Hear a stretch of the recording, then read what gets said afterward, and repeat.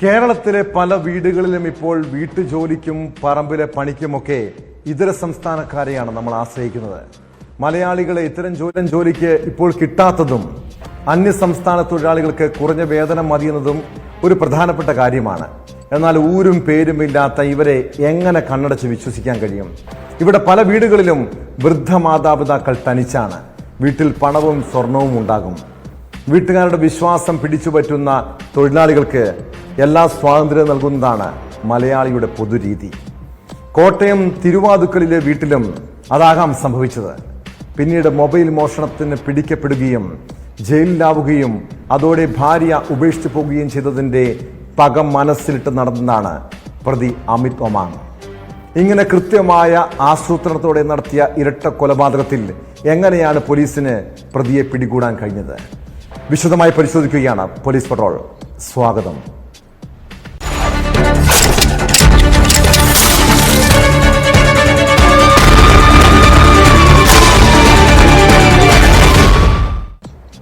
ആസൂത്രിതമായ കൊലമോ കവർച്ചയോ നടത്തുന്നവർ ഒരു തെളിവും ബാക്കി വെക്കാതെയാകും കൃത്യം നടപ്പാക്കുക.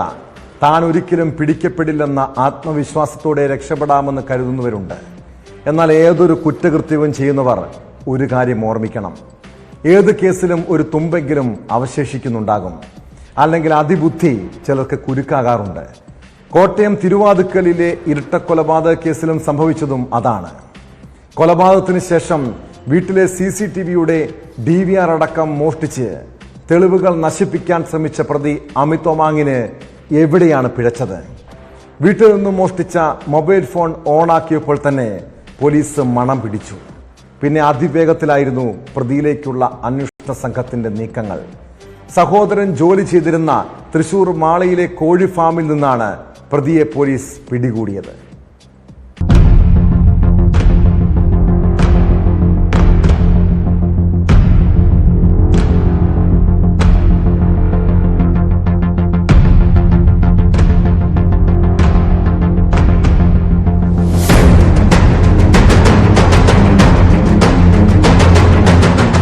കൊലപാതകത്തിന് ശേഷം വീട്ടിലെ CCTVയുടെ DVR അടക്കം മോഷ്ടിച്ച് ബുദ്ധി കാണിച്ച പ്രതി പക്ഷെ മണ്ടത്തരങ്ങളും ഏറെ കാണിച്ചു. ഇതാണ് വളരെ വേഗത്തിൽ പോലീസിന്റെ വലയിലായത്.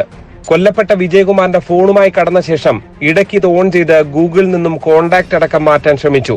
ഇതോടെ പെരുമ്പാവൂരിൽ ആദ്യ ടവർ ലൊക്കേഷൻ കാണിച്ചു. രാത്രി മുഴുവൻ പ്രതിയെ ട്രാക്ക് ചെയ്ത പോലീസ് ഒടുവിൽ മാള മേലടൂരിലെ കോഴി ഫാമിന്റെ കെട്ടിടത്തിൽ നിന്നും പിടികൂടുകയായിരുന്നു. സഹോദരൻ ഇവിടെ ഉള്ളതുകൊണ്ടാണ് പ്രതി നേരെ ഇവിടെ എത്തിയതെന്നാണ് പോലീസ് നൽകുന്ന വിവരം. നമുക്ക് രാത്രിയോട് കൂടിയിട്ടാണ് ആദ്യമായിട്ട് ലൊക്കേഷൻ കിട്ടിയത്. പിന്നീട് ഇന്റർനെറ്റ് ഉൾപ്പെടെയുള്ള ഇന്റർനെറ്റ് ഉൾപ്പെടെ യൂസ് ചെയ്തതിന്റെ അടിസ്ഥാനത്തിൽ നമുക്ക് ടെക്നിക്കലായിട്ടുള്ള ഡേറ്റ കിട്ടി. രാത്രിയോടുകൂടി തന്നെ ഇയാൾ മാള പോലീസ് സ്റ്റേഷൻ പരിധിയിലുള്ള മേലടൂർ എന്ന് പറയുന്ന സ്ഥലത്തുള്ളതായിട്ട് നമുക്ക് ഇൻഫർമേഷൻ കിട്ടിയിരുന്നു. അതിന്റെ അടിസ്ഥാനത്തിൽ നമ്മുടെ ടീം ഇവിടെ നിന്ന് രാത്രി തന്നെ പുറപ്പെട്ടിരുന്നു. രാവിലെ ഒരു 8 മണിയോട് കൂടിയിട്ട് നമുക്ക് കൃത്യമായിട്ടുള്ള ലൊക്കേഷൻ കിട്ടി. നമ്മളവിടെ ചെന്ന് പ്രതിയെ കീഴ്പ്പെടുത്തുകയായിരുന്നു. പ്രതിക്കൊപ്പം സഹോദരനെയും പോലീസ് കരുതൽ തടങ്കലായി കസ്റ്റഡിയിലെടുത്തിട്ടുണ്ട്. നേരത്തെ ഉണ്ടായ മോഷണ കേസിൽ പ്രതിയെ പണം വാങ്ങി ജാമ്യത്തിനിറക്കിയ വൈക്കം സ്വദേശികളായ 2 യുവതികളെയും പോലീസ് കസ്റ്റഡിയിലെടുത്തു. ഇവർക്ക് കേസുമായി ബന്ധമുണ്ടോ എന്ന് പരിശോധിച്ചു വരികയാണ്. നേരത്തെ വിജയകുമാർ കൊടുത്ത കേസിൽ ഇയാൾ അകത്തു പോയിരുന്നു. അപ്പോൾ ഈ 5.5 മാസത്തോളം റിമാൻഡിൽ കഴിഞ്ഞതിന്റെയും പിന്നീട് ഇയാളുടെ കുടുംബം വൈഫ് എന്തോ ഇട്ടേച്ചു പോവോ അങ്ങനെ എന്തോ ഇഷ്യൂസ് ഒക്കെ ഉണ്ടായി. അപ്പോൾ അതിന്റെ പ്രതികാരം എന്നോണം ആയിരിക്കാം ഇത്തരം ക്രൂരമായ കൊലപാതകം ചെയ്തതെന്നാണ് നമ്മുടെ അസംഷൻ. ആളെ നമ്മൾ കൂടുതൽ ചോദ്യം ചെയ്തു വരുന്നുണ്ട്. അതുപോലെ വിജയകുമാറിന്റെ ഫോണുകൾ അവിടെ നിന്ന് അയാൾ എടുത്തിരുന്നു. അതെന്താണ് ചെയ്തത് എന്നുള്ള രീതിയിലുള്ള അന്വേഷണം കൂടെ മുന്നോട്ട് പോകും. മകന്റെ മരണവുമായിട്ട് ഇതിന് യാതൊരുവിധ ബന്ധവും ഇല്ല എന്നുള്ളതാണ് നമ്മുടെ 100% നമ്മുടെ ഒരു വിശ്വാസം. അങ്ങനെയാണ്. അത് 2017 നടന്ന ഒരു ഇഷ്യൂ ആയിരുന്നു. അത് അൺനാച്ചുറൽ ഡെത്ത് ആയിട്ടാണ് പോലീസ് അന്വേഷിച്ച് ചാർജ് കൊടുത്തത്. സോഫാർ ഇല്ല എന്നുള്ളതാണ് നമ്മുടെ നിഗമനം. പിന്നെ ലേറ്റസ്റ്റ് ആയിട്ട് ഇപ്പോൾ കിട്ടിയിരിക്കുന്ന ഇൻഫർമേഷൻ ഇയാളുടെ സഹോദരൻ അവിടെ ഉണ്ടായിരുന്നു. ഇപ്പോൾ ഹൈഡ് ഔട്ട് ആയിട്ടുള്ള സ്ഥലത്ത് ഇയാളുടെ സഹോദരൻ ഉണ്ടായിരുന്നു. അപ്പോൾ സഹോദരനെയും അതുപോലെ വേറെ 2 സുഹൃത്തുക്കളും ഉണ്ടായിരുന്നു. അവരെ Thrissur Mala police preventive arrest ചെയ്ത് ഡീറ്റെയിൻ ചെയ്തിട്ടുണ്ട്. ഇയാളെ കൂടുതൽ ചോദ്യം ചെയ്തിട്ട് എന്തെങ്കിലും ഇൻഫർമേഷൻ അവൈലബിൾ ആവുകയാണെങ്കിൽ അവരെയും കൂടി നമ്മൾ കസ്റ്റഡിയിലെടുക്കും. കൊലപാതകം നടത്താനായി 3 ദിവസം കോട്ടയം റെയിൽവേ സ്റ്റേഷന് സമീപമുള്ള ലോഡ്ജിൽ പ്രതി താമസിച്ചിട്ടുണ്ട്. കൊലപാതകത്തിന്റെ അന്ന് രാത്രി 10 മണിക്ക് പ്രതി ഇറങ്ങിപ്പോകുന്നതും പുലർച്ചെ 4:15 കാൽനടയായി മടങ്ങിയെത്തുന്നതും ലോഡ്ജിന്റെ CCTVയിൽ കാണാം. മടങ്ങിയെത്തുമ്പോൾ പ്രതിയുടെ കയ്യിൽ ഒന്നും ഉണ്ടായിരുന്നില്ല. ആയുധത്തിലടക്കമുള്ള വിരലടയാളങ്ങളാണ് പ്രതി അമിത് തന്നെയാണെന്ന് ഉറപ്പിക്കാൻ നിർണായകമായത്. വിജയകുമാറിന്റെ മകൻ ഗൗതമിന്റെ മരണത്തെക്കുറിച്ച് അന്വേഷിക്കുന്ന CBI സംഘം DVSP ഓഫീസിലും വെസ്റ്റ് പോലീസ് സ്റ്റേഷൻ ഓഫീസിലും എത്തി വിവരങ്ങൾ ശേഖരിച്ചു. ഇരട്ടക്കൊലയും മകന്റെ കൊലപാതകവും തമ്മിൽ ബന്ധമില്ല എന്നുള്ളതാണ് പോലീസിന്റെ നിലപാട്.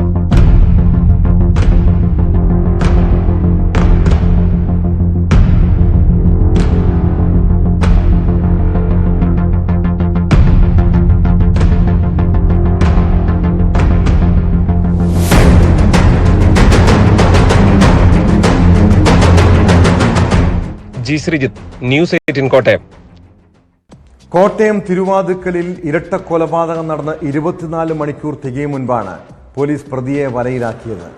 ഫോൺ ലൊക്കേഷൻ കേന്ദ്രീകരിച്ചുള്ള അന്വേഷണത്തിനൊടുവിൽ ഒളിവിലുള്ള പ്രതിയിലേക്ക് പോലീസ് എത്തിച്ചേരുകയായിരുന്നു. മുൻ വൈരാഗ്യമാണ് കൊലയ്ക്ക് കാരണമെന്നാണ് സൂചന. അതിനിടെ കേസിലെ നിർണായക തെളിവായ CCTV ദൃശ്യങ്ങളടങ്ങിയ ഹാർഡ് ഡിസ്ക് പോലീസ് കണ്ടെടുത്തു. കൊലപാതകത്തിന് ശേഷം പ്രതി അമിത് വീട്ടിലെ CCTV ഹാർഡ് ഡിസ്ക് എടുത്ത് സമീപത്തുള്ള തോട്ടിൽ ഉപേക്ഷിച്ചിരുന്നു. അറത്തുട്ടിപ്പാലത്തിന് സമീപത്ത് തോട്ടിൽ നിന്നും പ്രതി ഉപേക്ഷിച്ച മൊബൈൽ ഫോണുകളും കണ്ടെത്തി. തിരുവാതുക്കൽ കൊലപാതക കേസിലെ പ്രതിയായ അമിത് ഒറാങ് കഴിഞ്ഞ 3 ദിവസം താമസിച്ച ലോഡ്ജിന് മുന്നിലാണ് ഞാൻ ഇപ്പോൾ നിൽക്കുന്നത്. ഇവിടെ നിന്ന് തൊട്ടടുത്താണ് റെയിൽവേ സ്റ്റേഷൻ. 100 മീറ്റർ മാത്രം അകലമേ ഉള്ളൂ. അവിടെ നിന്ന് എത്തിക്കഴിഞ്ഞാൽ ഈ ലോഡ്ജാണ്, ഇതിനുള്ളിലാണ് ലോഡ്ജ് ഉള്ളത്. ബിനോ ലോഡ്ജ് എന്നാണ് പേര്. ഇവിടെ കഴിഞ്ഞ 3 ദിവസം 19, 20, 21 ദിവസങ്ങളിലാണ് അമിത് താമസിച്ചത് എന്നാണ് പോലീസ് കണ്ടെത്തിയിരിക്കുന്നത്.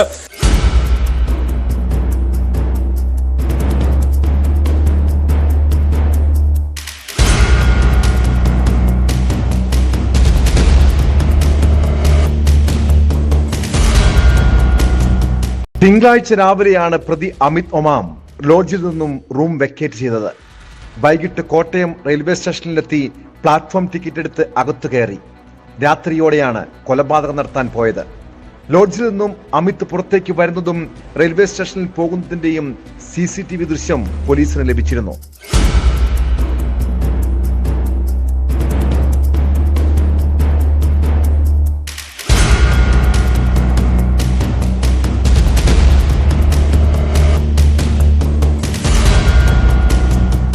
ഈ ദൃശ്യങ്ങളും മൊബൈൽ ടവർ ലൊക്കേഷനും കേന്ദ്രീകരിച്ച് നടത്തിയ അന്വേഷണമാണ് പോലീസിന് പ്രതിയിലേക്ക് എത്താൻ സഹായകമായത്. അതിനിടെ പ്രതിയുമായുള്ള തെളിവെടുപ്പിൽ വീട്ടിലെ CCTV ഹാർഡ് ഡിസ്കും കണ്ടെടുത്തു. അമിത് നൽകിയ മൊഴിപ്രകാരം വീടിന് സമീപത്തെ തോട്ടിൽ നിന്നാണ് ഹാർഡ് ഡിസ്കും 2 മൊബൈൽ ഫോണുകളും കണ്ടെടുത്തത്.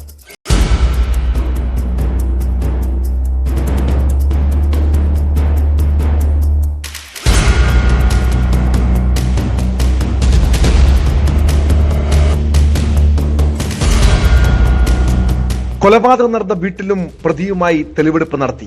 കൃത്യം നടത്തിയ രീതി പ്രതി പോലീസിനോട് വിശദീകരിച്ചു.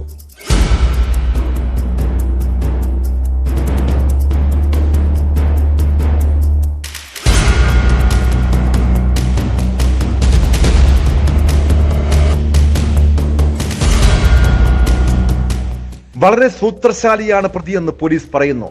10ലധികം മൊബൈൽ ഫോണുകളും സിമ്മുകളും പ്രതിയുടെ പക്കലുണ്ടായിരുന്നു. പലപ്പോഴും മൊബൈൽ ഫോണുകൾ മാറി മാറിയായിരുന്നു ഉപയോഗം. ഇത് അന്വേഷണത്തിൽ പോലീസിനെ കുഴപ്പിച്ചു.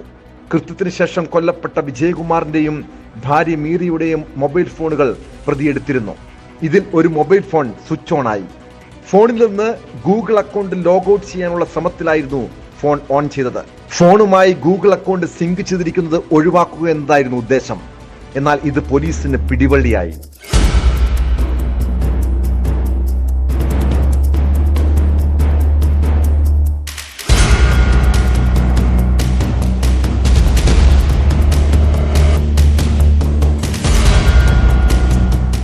വിജയകുമാറിന്റെ ഓഡിറ്റോറിയത്തിൽ അമിത് ഒമാങ് 3 വർഷത്തോളം സെക്യൂരിറ്റിയായി ജോലി ചെയ്തിരുന്നു. ഇതേ സമയത്ത് അന്യസംസ്ഥാന തൊഴിലാളിയായ യുവതി വിജയകുമാറിന്റെ വീട്ടിൽ ജോലിക്ക് നിന്നിരുന്നു. അമിതും യുവതിയും ഒരുമിച്ചായിരുന്നു കഴിഞ്ഞിരുന്നത്. നിയമപരമായി വിവാഹം കഴിഞ്ഞിട്ടില്ലെങ്കിലും യുവതി തന്റെ ഭാര്യയായിരുന്നുവെന്നാണ് ഇയാൾ പറഞ്ഞിരുന്നത്. ഇതിനിടെ വിജയകുമാറിന്റെ പരാതിയെ തുടർന്ന് മോഷണക്കേസിൽ അമിത് അറസ്റ്റിലായി. പിന്നീട് 5 മാസത്തോളം ജയിലിൽ കഴിഞ്ഞു. ഈ സമയത്ത് അമിതിനെ ഉപേക്ഷിച്ച യുവതി തിരികെ പോയതായാണ് വിവരം. തന്റെ കുടുംബം നശിപ്പിച്ചതിന് പിന്നിൽ വിജയകുമാറും ഭാര്യയുമാണെന്ന് കരുതിയായിരിക്കാം ക്രൂര കൊലപാതകം നടത്തിയതെന്നാണ് പോലീസിന്റെ നിഗമനം.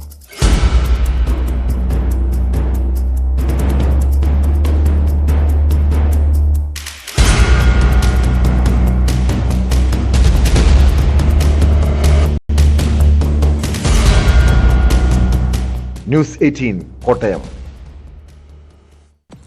ലക്ഷങ്ങളുടെ സ്വത്തിനുടമയായ 52-കാരിയെ 28-കാരൻ വിവാഹം കഴിക്കുന്നു. വിവാഹം കഴിഞ്ഞ് 2.5 മാസം തികയും മുൻപ് ഭാര്യയെ വീടിനുള്ളിൽ മരിച്ച നിലയിൽ കണ്ടെത്തുന്നു. 2020 ക്രിസ്മസ് പിറ്റേന്ന് ഏറെ കോളിളക്കം സൃഷ്ടിച്ചതാണ് തിരുവനന്തപുരം കുന്നത്തുകാലിലെ ശാഖാകുമാരിയുടെ കൊലപാതകം. ഭർത്താവ് അരുൺ ശാഖാകുമാരിയെ ഷോക്കടിപ്പിച്ച് കൊലപ്പെടുത്തിയ ശേഷം സ്വത്ത് തട്ടിയെടുക്കാൻ ശ്രമിച്ചെന്നാണ് കേസ്. ആ കേസിൽ 28-കാരനായ പ്രതി അരുൺ കുറ്റക്കാരനെന്ന് കോടതി കണ്ടെത്തിയിരിക്കുന്നു. നെയ്യാറ്റിൻകര അഡീഷണൽ ജില്ലാ സെഷൻസ് കോടതി ഇന്ന് പ്രതിക്കുള്ള ശിക്ഷ വിധിക്കും.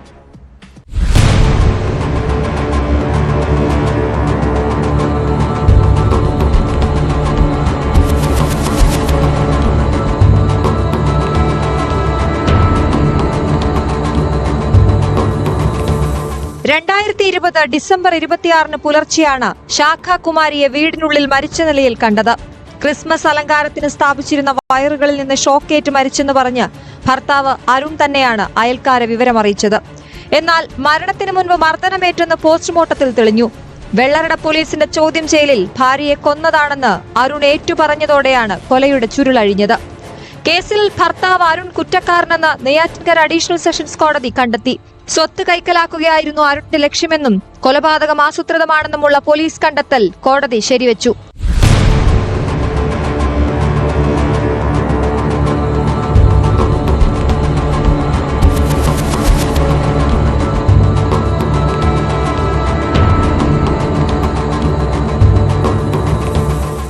ലക്ഷങ്ങളുടെ സ്വത്തിനുടമയായ ശാഖാകുമാരി വിവാഹം കഴിച്ചിരുന്നില്ല. ആശുപത്രിയിൽ വെച്ചാണ് 28-കാരനായ അരുണുമായി പരിചയപ്പെട്ടത്. ഇത് പിന്നീട് പ്രണയമായി. പ്രണയകാലത്ത് തന്നെ പണവും കാറും ബൈക്കുമെല്ലാം ശാഖാകുമാരിയിൽ നിന്ന് അരുൺ കൈക്കലാക്കി. ഒടുവിൽ 50 ലക്ഷം രൂപയും 100 പവൻ സ്വർണവും വാങ്ങിയായിരുന്നു വിവാഹം. തന്റെ സ്വത്തുക്കൾക്ക് അവകാശിയായി ഒരു കുട്ടി വേണമെന്ന ആഗ്രഹം കൂടിയായിരുന്നു 52-ാം വയസ്സിലെ വിവാഹത്തിന് ശാഖാകുമാരിയെ പ്രേരിപ്പിച്ചത്. എന്നാൽ വിവാഹം കഴിഞ്ഞ് പണം കയ്യിൽ വന്നതോടെ അരുണിന്റെ മട്ടുമാറി. ആളുകളുടെ പരിഹാസം കൂടിയായപ്പോൾ കൊലയ്ക്ക് തീരുമാനിച്ചു. മർദ്ദിച്ച് ബോധം കെടുത്തിയ ശേഷം ഹാളിലേക്ക് എടുത്തുകൊണ്ടുവന്ന് കയ്യിലും മൂക്കിലും വയർ ഘടിപ്പിച്ച് ഷോക്കേൽപ്പിക്കുകയായിരുന്നു എന്നാണ് പോലീസ് കണ്ടെത്തൽ. വെള്ളറട CI ആയിരുന്ന M ശ്രീകുമാറിന്റെ നേതൃത്വത്തിലായിരുന്നു കേസന്വേഷണം. പ്രോസിക്യൂഷനു വേണ്ടി പബ്ലിക് പ്രോസിക്യൂട്ടർ പാറശാല A അജികുമാറാണ് കോടതിയിൽ ഹാജരായത്.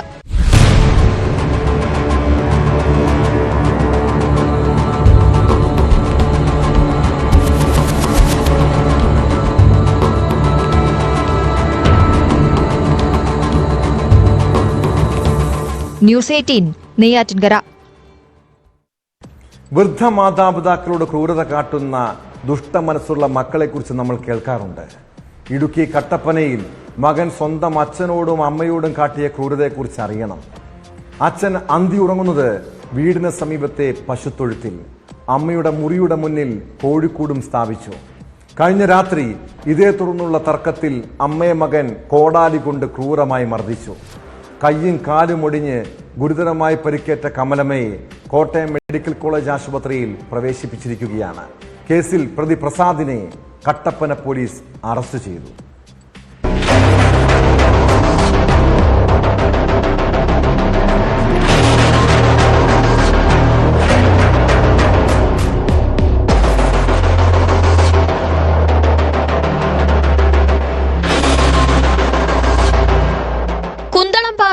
കൊല്ലപ്പള്ളിൽ കമലമ്മയെയാണ് മകൻ ക്രൂരമായി മർദ്ദിച്ചത്.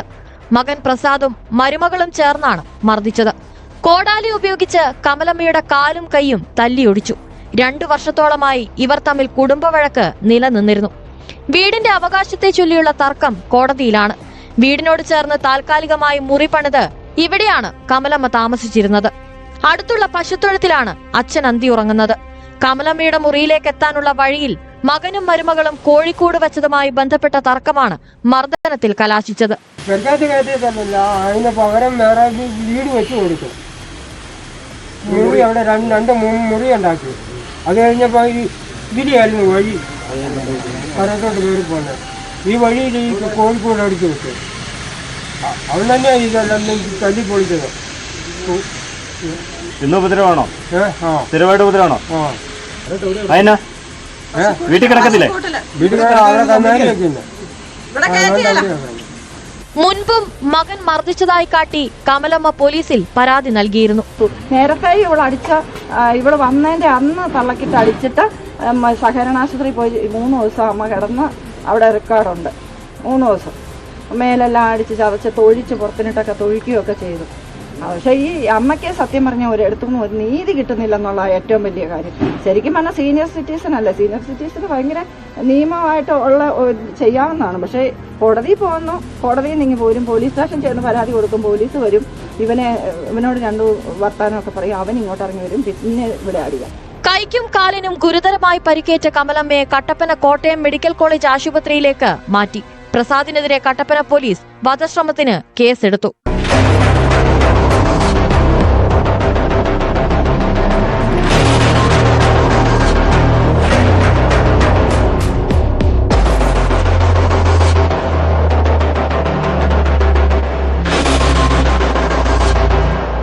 ന്യൂസ് 18 ഇടുക്കി. പെൺകുട്ടികളോ സ്ത്രീകളോ പീഡന പരാതിയുമായി സമീപിച്ചാൽ 24 മണിക്കൂറിനുള്ളിൽ കേസെടുക്കണമെന്ന് പോലീസിന് നിർദ്ദേശമുള്ളതാണ്. എന്നാൽ പത്തനംതിട്ട വനിതാ സ്റ്റേഷനിലെ SHO എന്തുകൊണ്ടാണ് 7 വയസ്സുകാരിക്കെതിരായ ലൈംഗിക അതിക്രമത്തിൽ നടപടി സ്വീകരിക്കാതിരുന്നത്? SHO ഷെമിമോൾ പോക്സോ കേസെടുക്കാൻ വിസമ്മതിച്ചെന്നാണ് പെൺകുട്ടിയുടെ കുടുംബത്തിന്റെ പരാതി. തുടർന്ന് പിതാവ് CWCക്ക് നൽകിയ പരാതിയിൽ കോന്നി പോലീസ് കേസെടുത്ത് പ്രതിയെ അറസ്റ്റ് ചെയ്തു.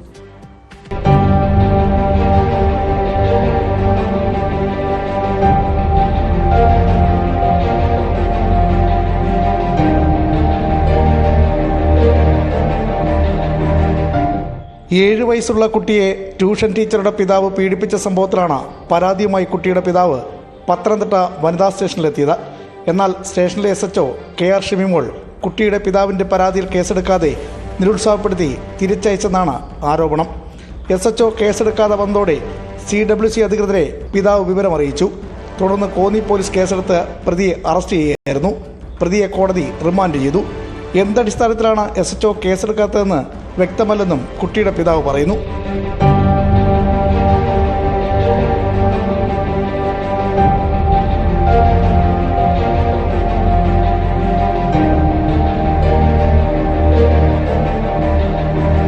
കുട്ടിയുടെ പിതാവും മാതാവും വേർപിരിഞ്ഞ് താമസിക്കുന്നവരാണ്. മാതാവിൻ്റെ ബന്ധുക്കളുടെ വീട്ടിലാണ് കുട്ടിയുടെ താമസം. അതേസമയം ഇത്തരമൊരു പരാതി തൻ്റെ മുന്നിൽ വന്നിട്ടില്ലെന്നും ആരോപണം അടിസ്ഥാനരഹിതമാണെന്നുമാണ് SHOയുടെ വിശദീകരണം.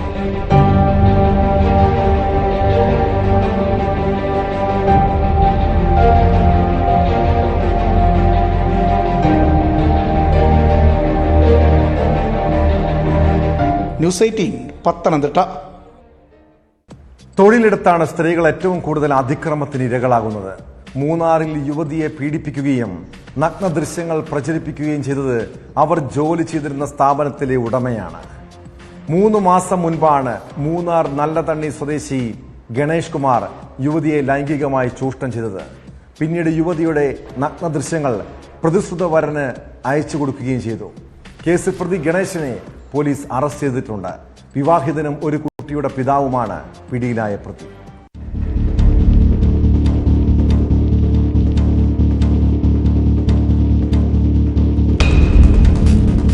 മൂന്നാർ നല്ലതണ്ണിക്കവലയിൽ കമ്പ്യൂട്ടർ സ്ഥാപനം നടത്തുന്നയാളാണ് നല്ലതണ്ണി എസ്റ്റേറ്റിൽ കുറുമല ഡിവിഷൻ സ്വദേശിയായ K ഗണേഷ് കുമാർ.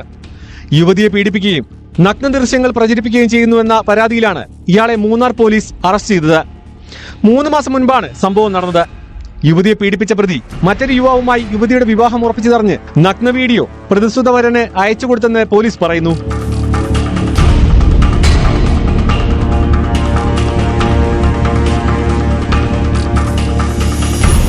തുടർന്ന് യുവതിയുടെ വിവാഹം മുടങ്ങുകയും ചെയ്തിരുന്നു.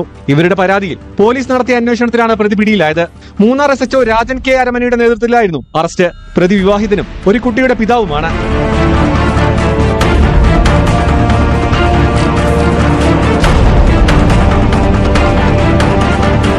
ന്യൂസ് 18 മൂന്നാർ. സുഹൃത്തുക്കളെ തെരഞ്ഞെടുക്കുമ്പോൾ അതീവ ശ്രദ്ധ പുലർത്തിയില്ലെങ്കിൽ ചിലപ്പോൾ ജീവിതം തന്നെ കൈവിട്ടു പോകാം. പ്രത്യേകിച്ച് സ്ത്രീകളാണ് ഇത്തരം കെണികളിൽ വീഴുന്നത്. സോഷ്യൽ മീഡിയ വഴി പരിചയപ്പെട്ട ആളുമായി സൗഹൃദത്തിലായ കോഴിക്കോട് സ്വദേശിനിക്ക് സംഭവിച്ച ദുരന്തം എല്ലാവരും അറിയേണ്ടതാണ്. ചക്കുകടവ് സ്വദേശിയായ സലീമും ജംഷീല എന്ന യുവതിയും ഒരു കൗതുകത്തിന് സൗഹൃദത്തിലായതാണ്. എന്നാൽ സലീം മയക്കുമരുന്ന് കേസിൽ അറസ്റ്റിലായതോടെ യുവതി സൗഹൃദം അവസാനിപ്പിച്ചു. പിന്നീട് ജയിലിൽ നിന്നും പുറത്തിറങ്ങിയ സലീം യുവതിയെ കത്തിക്കൊണ്ട് കുത്തി വീഴ്ത്തിയാണ് പക വീട്ടിയത്. ഗുരുതരമായി പരിക്കേറ്റ യുവതി കോഴിക്കോട് മെഡിക്കൽ കോളേജിൽ ചികിത്സയിലാണ്. പ്രതിയെ പോലീസ് അറസ്റ്റ് ചെയ്തു.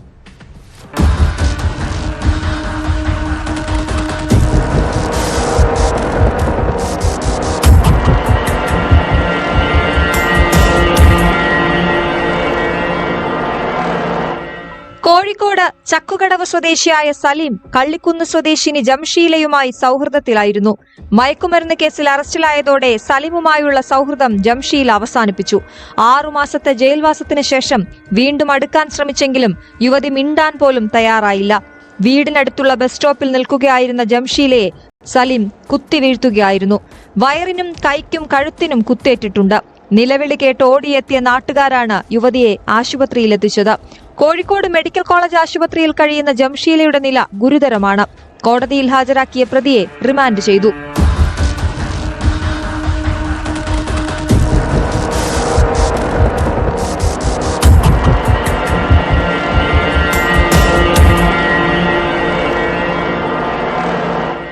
മയക്കുമരുന്ന് വിൽപ്പനയുമായി ബന്ധപ്പെട്ട് സലീം പലതവണ പിടിയിലായിട്ടുണ്ട്. ബൈക്കിലെത്തി മാല പൊട്ടിക്കൽ, കവർച്ച തുടങ്ങി കോഴിക്കോട്, മലപ്പുറം ജില്ലകളിലായി 15 കേസുകൾ പ്രതിക്കെതിരെ നിലവിലുണ്ട്. കാപ്പ ചുമത്തി നാട് കടത്തിയ സലീം നിയമം ലംഘിച്ച് ജില്ലയിൽ പ്രവേശിച്ചതിനും ജയിൽ ശിക്ഷ അനുഭവിച്ചിട്ടുണ്ട്.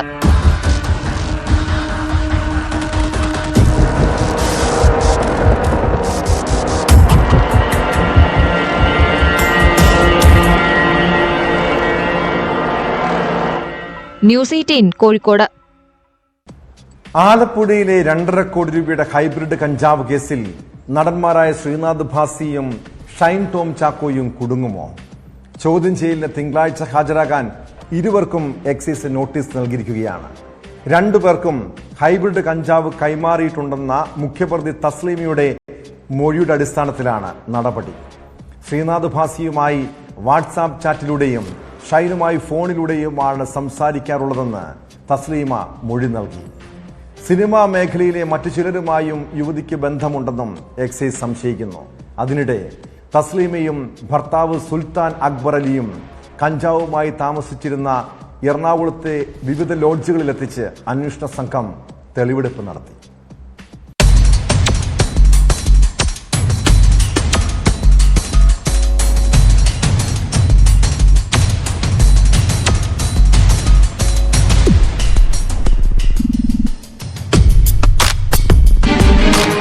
ചലച്ചിത്ര താരങ്ങളുമായുള്ള വാട്സ്ആപ്പ് ചാറ്റുകൾ ഉൾപ്പെടെ ശേഖരിച്ച ശേഷമാണ് എക്സൈസിന്റെ നീക്കം.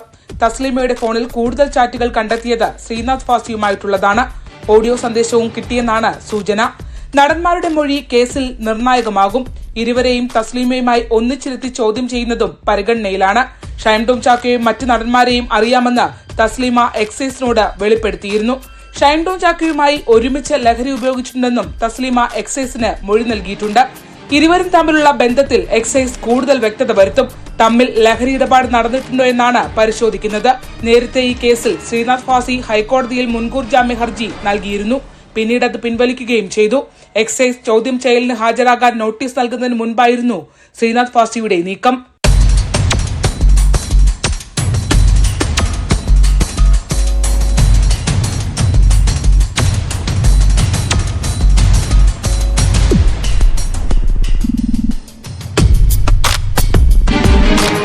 മലേഷ്യയിൽ നിന്ന് 6 കിലോ കഞ്ചാവ് വിൽപ്പനയ്ക്കായി നാട്ടിലെത്തിച്ചതായാണ് വിവരം. ഇതിൽ 3 കിലോ മാത്രമാണ് ആലപ്പുഴയിൽ നിന്ന് പിടിക്കപ്പെട്ടത്. ബാക്കിയുള്ള കഞ്ചാവ് എറണാകുളത്ത് സിനിമാ മേഖല കേന്ദ്രീകരിച്ച് വിറ്റഴിച്ചതായാണ് സൂചന. തസ്ലീമയും സുൽത്താനും താമസിച്ച എറണാകുളത്തെ വിവിധയിടങ്ങളിൽ എക്സൈസിന്റെ നേതൃത്വത്തിൽ പ്രതികളെ എത്തിച്ച് തെളിവെടുപ്പ് നടത്തി.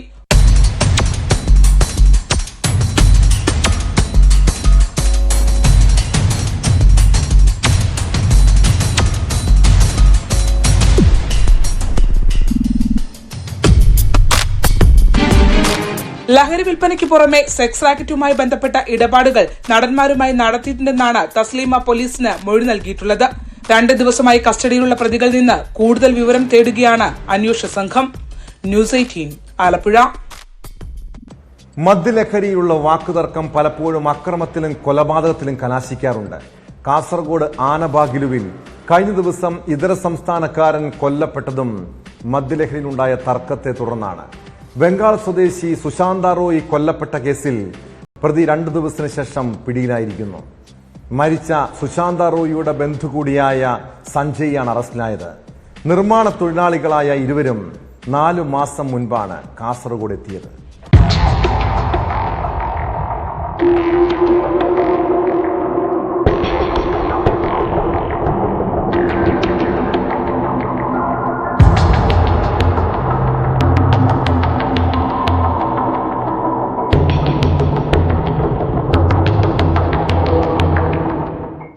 കാസർഗോഡ് ആനബാഗിലുവിൽ നിർമ്മാണം പുരോഗമിക്കുന്ന കെട്ടിടത്തിന് സമീപം തിങ്കളാഴ്ച പുലർച്ചെയോടെയാണ് സുശാന്ത് റോയിയെ മരിച്ച നിലയിൽ കണ്ടെത്തിയത്.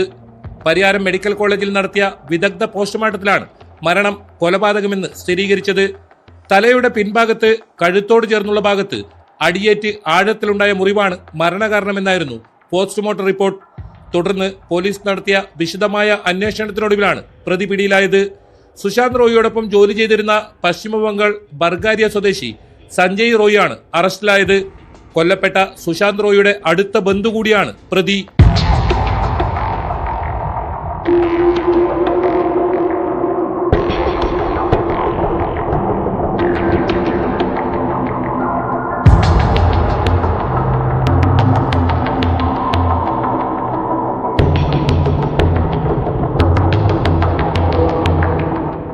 ിൽ കെട്ടിട നിർമ്മാണത്തിൽ ഏർപ്പെട്ടിരുന്ന 12-അംഗ സംഘത്തിലെ ഒരാളാണ് മരിച്ച സുശാന്ത് റോയ്. 4 മാസം മുമ്പാണ് ഇവർ കാസർഗോഡ് എത്തിയത്. നിർമ്മാണത്തിലുള്ള കെട്ടിടത്തിന് സമീപത്തെ ഷെഡിലായിരുന്നു താമസം. ഞായറാഴ്ച അർദ്ധരാത്രി മദ്യലഹരിയിൽ ഇവർ തമ്മിൽ വാക്കുതർക്കമുണ്ടായി. ഇതിനിടെയുണ്ടായ കയ്യാങ്കളിയിലാണ് മരണം സംഭവിച്ചതെന്നാണ് പോലീസ് അന്വേഷണത്തിൽ കണ്ടെത്തിയത്. കൊലപാതകത്തിന് ശേഷം ചില ആളുകൾ ഒറ്റപ്പാലത്തേക്ക് കടന്നത് കേസിൽ വഴിത്തിരിവായിരുന്നു. ഇവർ ഉൾപ്പെടെയുള്ള തൊഴിലാളികളെ കസ്റ്റഡിയിലെടുത്ത് ചോദ്യം ചെയ്തതോടെയാണ് പ്രതിയിലേക്ക് എത്താനായത്. മദ്യലഹരിയിലുണ്ടായ വാക്കുതർക്കത്തിനിടയിൽ സഞ്ജയ് റോയ് ഏതോ വസ്തു ഉപയോഗിച്ച് സുശാന്ത് റോയിയുടെ തലയുടെ പിൻഭാഗത്ത് അടിച്ചതാണ് മരണത്തിലേക്ക് നയിച്ചതെന്നാണ് മൊഴി.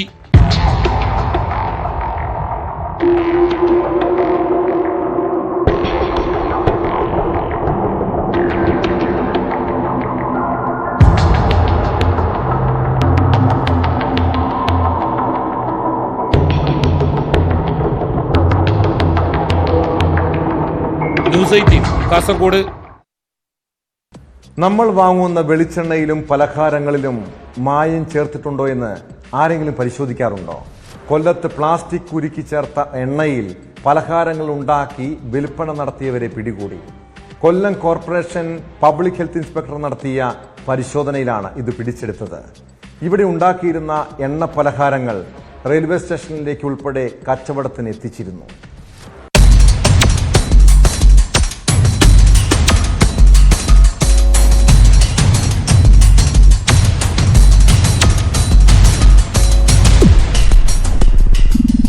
പലഹാരമുണ്ടാക്കുന്ന തിളച്ച എണ്ണയിൽ പ്ലാസ്റ്റിക് കവറുകളിട്ട് ഉരുക്കി ചേർക്കുന്ന ശ്രദ്ധയിൽപ്പെട്ട നാട്ടുകാരിൽ ചിലരാണ് ഭക്ഷ്യവകുപ്പിനെ വിവരം അറിയിച്ചത്. കൊല്ലം പ്രണവ് തിയേറ്റർ സമീപമായിരുന്നു സംഭവം. ഇവിടെ നിന്നാണ് നിരവധി കടകളിലേക്ക് പലഹാരം എത്തിച്ചിരുന്നത്. സംഭവം വിവാദമായതോടെ കട കൊല്ലം കോർപ്പറേഷൻ പൂട്ടിച്ചു. പരിശോധനയ്ക്ക് ഉദ്യോഗസ്ഥരെത്തിയ ഉടൻ തന്നെ കടയിലെ അതിഥി തൊഴിലാളികൾ എണ്ണയും പാതി ഉരുക്കിയ കവറും റോഡിൽ ഒഴുക്കി കളഞ്ഞിരുന്നു. നൌഫിർ എന്ന ആളുടെ ഉടമസ്ഥതയിലുള്ളതാണ് സ്ഥാപനം. വൃത്തിഹീനമായാണ് സ്ഥാപനം പ്രവർത്തിച്ചു വന്നിരുന്നതെന്ന് അധികൃതർ അറിയിച്ചു. സ്ഥാപനത്തിന്റെ രേഖകളോ ഇതര സംസ്ഥാനക്കാരായ ജീവനക്കാർക്ക് ആരോഗ്യ കാർഡോ ഉണ്ടായിരുന്നില്ല. കട ഉടമയ്ക്കും തൊഴിലാളിക്കുമെതിരെ കേസെടുത്തിട്ടുണ്ട്. ജീവന് അത്രത്തോളം വില കൽപ്പിച്ചുകൊണ്ടാണ് ആ ഉത്തരവ് ഇറക്കിയിരിക്കുന്നത്. കാരണം ഹോട്ടലുകളൊക്കെ തുടങ്ങുമ്പോൾ നമ്മൾ ഈസ് ഓഫ് ഡൂയിങ് ബിസിനസിൻ്റെ ഭാഗമായിട്ട് മറ്റ് സംരംഭങ്ങൾ സർക്കാരിൻ്റെ നയത്തിൻ്റെ ഭാഗമായിട്ട് മറ്റ് സംരംഭങ്ങൾ നമ്മൾ ഒരുപാട് ഇളവ് ഗവൺമെൻറ് സർക്കാർ കൊടുത്തിട്ടുണ്ടെങ്കിൽ ഇതിൻ്റെ കാര്യത്തിൽ പ്രത്യേക ഒരു സീരിയസ് ആയിട്ട് നമ്മൾ നിരീക്ഷിക്കണമെന്നുള്ളത് സർക്കാരിൻ്റെ ഒരു പോളിസിയുടെ ഭാഗം. അപ്പോൾ അങ്ങനെ നമ്മൾ ശ്രദ്ധിച്ചിട്ടുണ്ട്.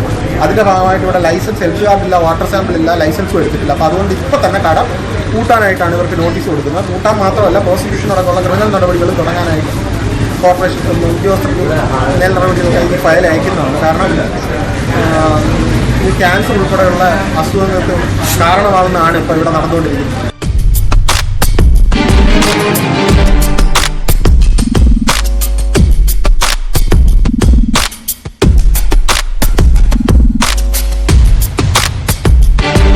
മായം ചേർക്കൽ നിയമപ്രകാരം കോർപ്പറേഷൻ ഹെൽത്ത് ഇൻസ്പെക്ടർ രാജീവാണ് കേസെടുത്തത്. കൊല്ലം റെയിൽവേ സ്റ്റേഷനിൽ സ്റ്റാളുകൾക്കും ട്രെയിനിലെ വിൽപ്പനയ്ക്കും വടയും പഴംപൊരിയും അടക്കമുള്ളവ ഇവിടെ നിന്ന് വിറ്റിരുന്നതായി കണ്ടെത്തി.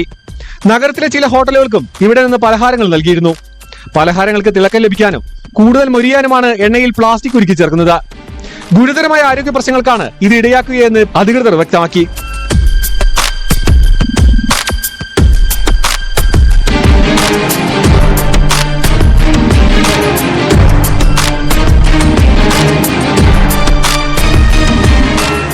ന്യൂസ് 18 കൊല്ലം.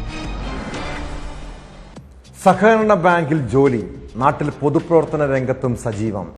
എന്നാൽ കൊല്ലം കരവാളൂരിലെ ഡിവൈഎഫ്ഐ നേതാവ് കൂടുതൽ പണമുണ്ടാക്കാൻ ചെയ്ത പണി എന്താണെന്ന് അറിയണ്ടേ? കരവാളൂർ സ്വദേശിയും ഡിവൈഎഫ്ഐ മേഖലാ സെക്രട്ടറിയുമായ മുഹസീൻ MDMAയുടെ ചില്ലറ വിൽപ്പനക്കാരനാണ്. കൊട്ടാരക്കര തലച്ചെറിയിൽ വെച്ച് ലഹരി വിൽക്കാനുള്ള ശ്രമത്തിനിടെ യുവാവിനെ പോലീസ് പിടികൂടി. ഓപ്പറേഷൻ ഡീഹണ്ടിന്റെ ഭാഗമായി നടത്തിയ പരിശോധനയിലാണ് പ്രതിയെ അറസ്റ്റ് ചെയ്തത്. ഇയാളുടെ കൂട്ടാളികൾക്ക് വേണ്ടിയും അന്വേഷണം ഊർജിതമാണ്.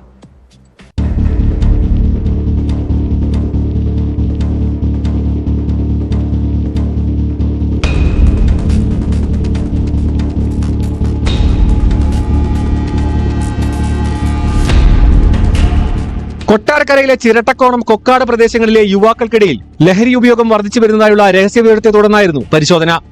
രാത്രി 10:45 അലിയാർമുക്കിൽ MDMA കൈമാറുന്നതായി ലഭിച്ച വിവരത്തെ തുടർന്ന് എത്തിയ കൊല്ലം റൂറൽ ഡാൻസ് ഓഫ് സംഘമാണ് പ്രതിയെ പിടിച്ചത്. കാറിലെത്തിയ 3 യുവാക്കൾക്ക് ലഹരി മരുന്ന് കൈമാറുന്ന സമയം പോലീസ് എത്തിയതോടെ ചെറിയ കവറിൽ സൂക്ഷിച്ചിരുന്ന MDMA റോഡിൽ വലിച്ചെറിയുകയും മോഹ്സിൻ ബൈക്കിൽ രക്ഷപ്പെടാൻ ശ്രമിക്കുകയും ചെയ്തു. ഇയാളെ പിന്തുടർന്ന് ഡാൻസ് ഓഫ് സാഹസികമായാണ് പ്രതിയെ പിടികൂടിയത്. തൗഫീഖ്, ഫയാസ്, മിൻഹാജ് എന്നിവരാണ് കാറിലെത്തിയതെന്ന് മോഹ്സിൻ പോലീസിന് മൊഴി നൽകി.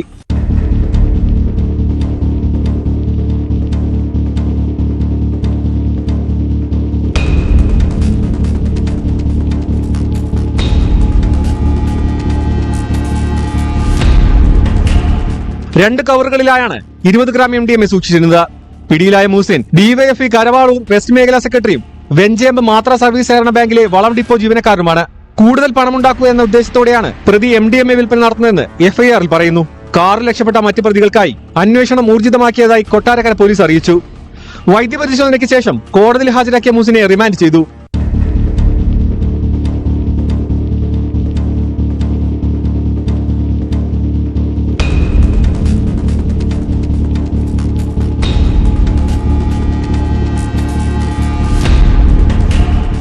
ന്യൂസ് 18 കൊട്ടാരക്കര. പോലീസിന്റെയും എക്സൈസിന്റെയും പേര് പറഞ്ഞ് തട്ടിപ്പ് നടത്തുന്ന ബിരുദന്മാരുണ്ട് നമ്മുടെ നാട്ടിൽ. സാധാരണക്കാരായ കച്ചവടക്കാരെയാണ് ഇവർ ലക്ഷ്യമിടുന്നത്. കണ്ണൂർ പയ്യന്നൂരിൽ വഴിയോര കച്ചവടക്കാരിൽ നിന്നും പണം തട്ടിയെടുത്തത് എക്സൈസ് ഉദ്യോഗസ്ഥൻ ചമഞ്ഞാണ്. പെരുമ്പയിൽ ലോട്ടറി സ്റ്റാൾ നടത്തുന്ന അന്നൂർ സ്വദേശിനി ഷീജയുടെ പണമാണ് തട്ടിയെടുത്തത്. സമാനമായ രീതിയിൽ നേരത്തെയും ഇവർ പയ്യന്നൂരിൽ തട്ടിപ്പ് നടത്തിയിട്ടുണ്ടെന്നാണ് സൂചന.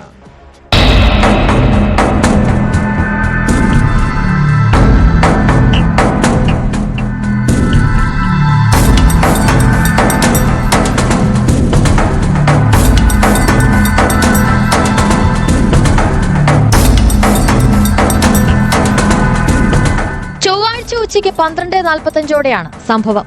ബൈക്കിലെത്തിയ യുവാവ് 8 ലോട്ടറി ടിക്കറ്റുകൾ വാങ്ങുകയും പണം നൽകിയ ശേഷം എക്സൈസ് ഉദ്യോഗസ്ഥനാണെന്ന് പരിചയപ്പെടുത്തുകയുമായിരുന്നു.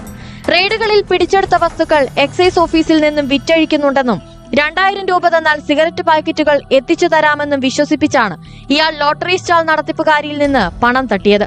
വൈകുന്നേരം വർഷമായിട്ടും ഇയാളെ കാണാത്തതിനെ തുടർന്ന് അന്വേഷണം നടത്തിയപ്പോഴാണ് വഞ്ചിക്കപ്പെട്ടതായി ബോധ്യപ്പെട്ടത്. ഇന്നലെ ഉച്ചക്ക് 12:50 1 മണിക്കുള്ളിൽ ഒരാൾ ബൈക്കിൽ വന്നിട്ട് ഇൻസൈഡിലാക്കിയിട്ട് ബൈക്കിൽ ഹെൽമെറ്റ് ധരിച്ചിട്ട് വന്നത്. എന്നിട്ട് എന്നോട് 8 ടിക്കറ്റ് ആവശ്യപ്പെട്ടു. ഞാൻ 8 ടിക്കറ്റ് കൊടുക്കുകയും ചെയ്തു. 400 രൂപ വാങ്ങി 100 രൂപ തിരിച്ചു കൊടുക്കുകയും ചെയ്തു. അതിനുശേഷം എവിടെയാണ് വീട് എന്നാലും ചോദിച്ചാൽ അന്വേഷിച്ചത് ഞാൻ അന്നൂരാന്ന് അമ്പലത്തിൻ്റെ ബാക്കിലാണ് വീട്. ഞാൻ ആർമിയിൽ നിന്ന് ഇതായതാണ്. എന്നിട്ട് ഇപ്പോൾ എക്സൈസിലാണെന്നും പറഞ്ഞു പയ്യന്നൂർ. അപ്പം എന്നിട്ട് എന്നോട് ഇങ്ങനെ പിടിച്ചു വെച്ച സാധനമുണ്ട്, കുറച്ച് സിഗരറ്റും കാര്യമെല്ലാം നിങ്ങൾക്ക് വേണോ വെച്ചിട്ട് എന്നോട് 2000 രൂപ വാങ്ങി പോവുകയും ചെയ്തു. അതിനുശേഷം കാണാത്തതുകൊണ്ട് ഞാൻ എക്സൈസിലേക്ക് വിളിച്ചേരം പറഞ്ഞത് അങ്ങനെയുള്ള ആളില്ല. അന്നേരം ഞാൻ വഞ്ചിക്കപ്പെട്ടതായിട്ട് മനസ്സിലായത്. പെരുമ്പയിൽ ലോട്ടറി സ്റ്റാൾ നടത്തുന്ന അന്നൂർ സ്വദേശിനി PV ഷീജയുടെ പണമാണ് തട്ടിയെടുത്തത്. തുടർന്ന് ഇവർ എക്സൈസ് ഓഫീസിൽ വിളിച്ച് വിവരം പറയുകയും പയ്യന്നൂർ പോലീസിൽ പരാതി നൽകുകയും ചെയ്തു. പോലീസും എക്സൈസ് സംഘവും നടത്തിയ അന്വേഷണത്തിൽ പ്രതി നീല ബൈക്കിൽ പോകുന്ന CCTV ക്യാമറ ദൃശ്യം ലഭിച്ചിട്ടുണ്ട്. പ്രതിക്കായി പോലീസ് അന്വേഷണം ഊർജിതമാക്കി. സമാനമായ രീതിയിൽ നേരത്തെയും പയ്യന്നൂരിൽ തട്ടിപ്പ് നടന്നിരുന്നു.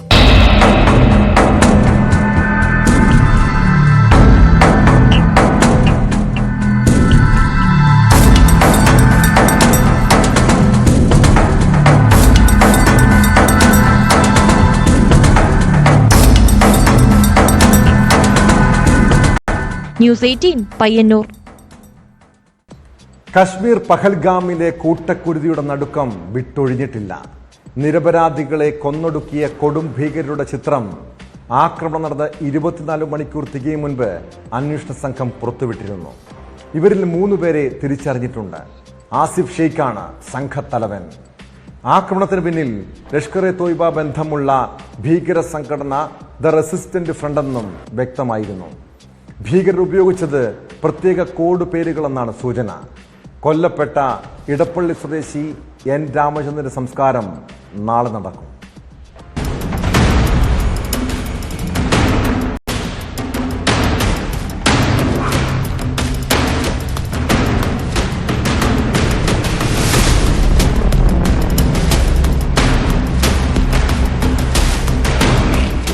ആസിഫ് ഷെയ്ഖ്, ആദിൽ ഗുരി എന്നിവരുടെ നേതൃത്വത്തിലായിരുന്നു പഹൽഗാമിൽ കൂട്ടക്കുരുതി എന്നാണ് സൈന്യത്തിന്റെ കണ്ടെത്തൽ. സൈനിക വേഷത്തിലെത്തിയ സംഘത്തിലുണ്ടായിരുന്നത് 7 പേർ. 4 പേരാണ് ആക്രമണം നടത്തിയത്. 3 പേർ സ്ഥിതിഗതികൾ വീക്ഷിച്ച് കാവൽ നിന്നു. ആദിൽ ഗുരി പാകിസ്ഥാനിൽ പോയി പരിശീലനം നേടിയ ആളാണ്. സംഘത്തിലെ 2 പേർ പാകിസ്ഥാനികളാണെന്നാണ് വിവരം. ദ റെസിസ്റ്റന്റ് ഫ്രണ്ട് എന്ന സംഘടന ആക്രമണത്തിന്റെ ഉത്തരവാദിത്വം ഏറ്റെടുത്തിട്ടുണ്ട്. ലഷ്കർ-ഇ-തോയ്ബയുമായി ബന്ധമുള്ള സംഘടനയാണിത്. ഭീകരർ ഉപയോഗിച്ചെന്ന് സംശയിക്കുന്ന ബൈക്ക് കണ്ടെത്തി. ആക്രമണം നടന്നതിന് അടുത്താണ് ബൈക്ക് കണ്ടെത്തിയത്. നിരപരാധികളെ കൊന്നൊടുക്കിയ കൊടും ഭീകരരുടെ ചിത്രം സേന പുറത്തുവിട്ടിട്ടുണ്ട്.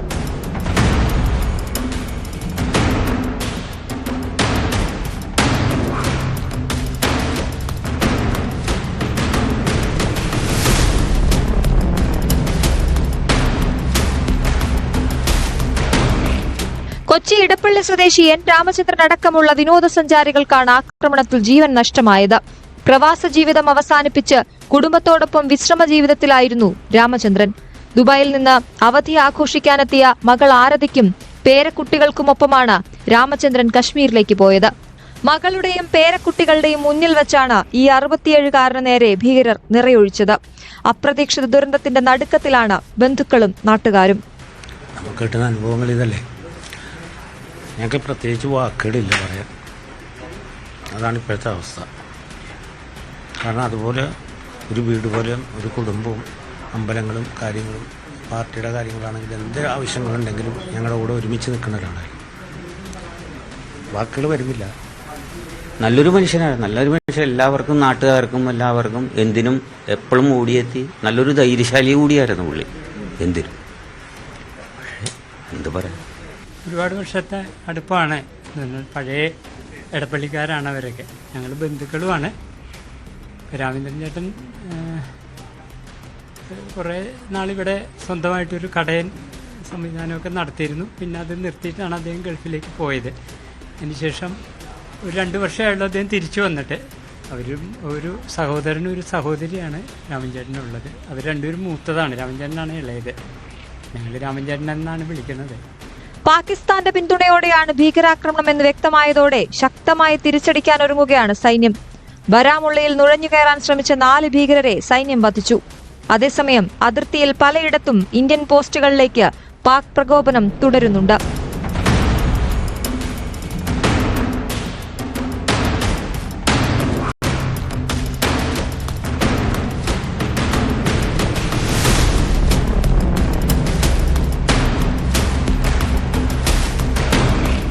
National desk news 18. കശ്മീർ പഹൽഗാമിലെ കൂട്ടക്കുരുതിയുടെ ഞെട്ടൽ ഇപ്പോഴും വിട്ടുമാറിയിട്ടില്ല. രാജ്യത്ത് വീണ്ടും ഭീകരാക്രമണം ഉണ്ടാകുമോ എന്ന ഭീതിയും നിഴലിക്കുന്നുണ്ട്. അതിനിടെ പലയിടത്തും വ്യാജ ബോംബ് ഭീഷണി സന്ദേശമെത്തുന്നു. കാക്കനാട് കേന്ദ്രീയ ഭവനിൽ ബോംബ് ഭീഷണി സന്ദേശമെത്തിയത് ഏറെ ആശങ്ക സൃഷ്ടിച്ചു. കേന്ദ്രീയ ഭവനിലെ 3ാം നിലയിൽ പ്രവർത്തിക്കുന്ന പെട്രോളിയം എക്സ്പ്ലോസീവ് വിഭാഗം മേധാവിയുടെ മെയിലിലേക്കാണ് സന്ദേശമെത്തിയത്. ലഹരി കേസിൽ പിടിക്കപ്പെട്ടവരെ മോചിപ്പിച്ചില്ലെങ്കിൽ കേന്ദ്രീയ ഭവൻ ബോംബ് വെച്ച് തകർക്കുമെന്നായിരുന്നു ഭീഷണി. ഇൻഫോ പാർക്ക് പോലീസിന്റെയും CSFന്റെയും നേതൃത്വത്തിൽ പരിശോധന നടത്തിയെങ്കിലും ഒന്നും കണ്ടെത്താനായില്ല. കഴിഞ്ഞ ദിവസം ഹൈക്കോടതിയിലും വിവിധ കളക്ടറേറ്റുകളിലും സമാനമായ സന്ദേശമെത്തിയിരുന്നു. വ്യാജ ഭീഷണി സന്ദേശം എന്ന് ആശ്വസിക്കാമെങ്കിലും ഇത്തരം സംഭവങ്ങളെ അങ്ങനെ നിസ്സാരമായി കാണാനാകില്ല. തമാശയ്ക്കാണെങ്കിൽ പോലും ജനങ്ങളിൽ ഭീതി വിതയ്ക്കുന്നവരെ നിയമത്തിന് മുന്നിൽ കൊണ്ടുവരണം. ഇതോടെ പോലീസ് പെട്രോൾ പൂർണ്ണമാകുന്നു. നമസ്കാരം.